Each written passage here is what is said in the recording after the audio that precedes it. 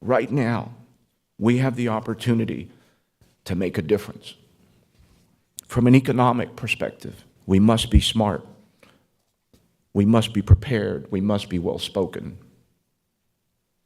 We have the opportunity, for example, to change and improve the North American Free Trade Agreement.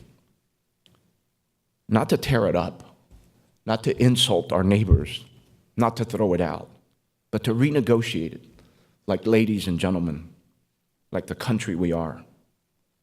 I propose that we consider going from the North American Free Trade Agreement to the North American Fair Trade Agreement in transparency and decency.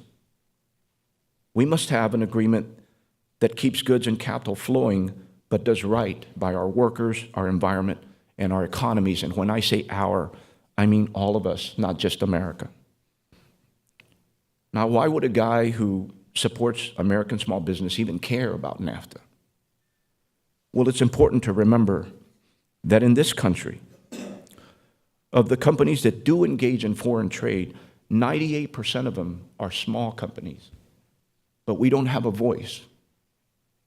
It's also important to remember 94% of the global market exists outside of our country. We are a simple, small piece of the overall puzzle.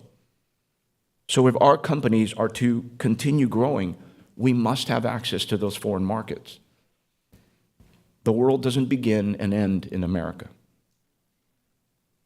And hopefully when we do get around to renegotiating NAFTA, I think we would do well to remember that since it was established, North America has emerged as a global powerhouse.